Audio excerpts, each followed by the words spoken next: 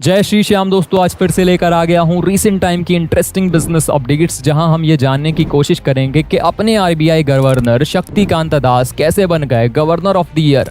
India के exports और imports क्यों गिरते जा रहे हैं, अमेजॉन को इनकम टैक्स डिपार्टमेंट ने क्यों भेजा 500 करोड़ से भी ज्यादा का नोटिस, और अश्नीर ग्रोवर क्यों बोले कि मेरी वाइफ है सबसे बेस्ट। आइए जानते हैं।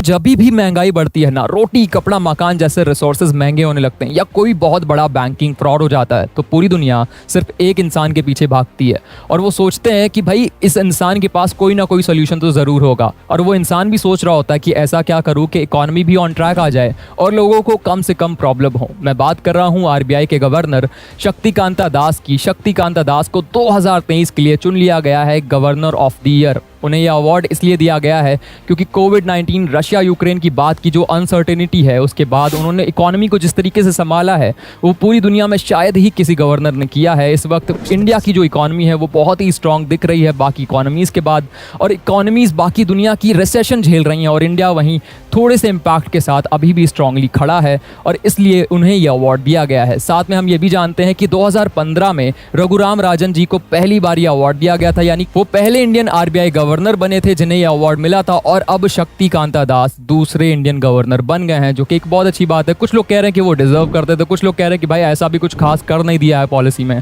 अभी भी जो डिस्पैरिटी है वो बढ़ती जा रही है, अमीर अमीर होते जा रहे हैं, गरीब गरीब होते जा रहे हैं।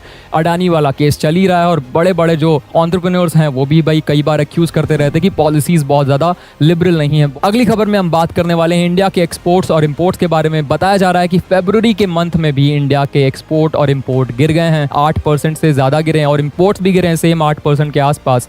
बताया जा रहा है ईयर ऑन ईयर बेसिस पे निकाला गया था, पिछले फरवरी के मुकाबले इस फरवरी में काफी कमी आई है। लगभग हमारे जो एक्सपोर्ट्स हैं वो $33 बिलियन तक कम हो गए और इंपोर्ट $50 बिलियन तक कम हुए हैं, जो कि बहुत अच्छा साइन नहीं है इकोनॉमी के लिए। जीडीपी आप सोच सकते हैं कि कैसे ग्रो करेगी इस माहौल में। जब हमारा पिछला क्वार्टर बीता था दिसंबर का, उसमें 4.4 थी और अनुमान लगाया जा रहा है कि ये जो क्वार्टर जाएगा इसमें 4.2 रहेगी।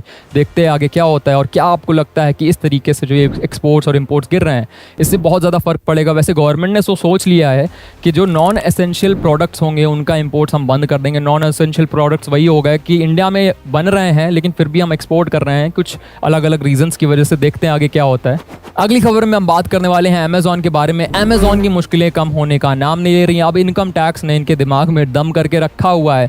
अमेजॉन को इनकम टैक्स डिपार्टमेंट ने 500 करोड़ के आसपास का नोटिस भेज दिया है। उन्होंने कहा है कि इसे चुकाया नहीं है आपने अभी तक, चुका दीजिए। और ये बात हो रही है अमेजॉन वेब सर्विसेज की, AWS, जिसकी सर्विसेज अमेजॉन यहाँ इंडिया में देता है, और उसके बदले कहा जा रहा है कि अमेजॉन ने टैक्सेस नहीं दिए, और टैक्स नहीं दिए तो भाई टैक्स देना पड़ेगा क्योंकि ये क्लाउड कंप्यूटिंग सर्विसेज के अंतर्गत आता है जो इंडिया में टैक्सेबल है, और अमेजॉन अभी तक इस पे टैक्स नहीं दे पाया है। क्या लगता है आपको कि अमेजॉन की जो मुश्किलें हैं ना, कभी भाई वो कोर्ट केस हार जाते हैं, कभी इनको इनकम टैक्स डिपार्टमेंट से परेशानी होती है, कभी ONDC, कभी RBI।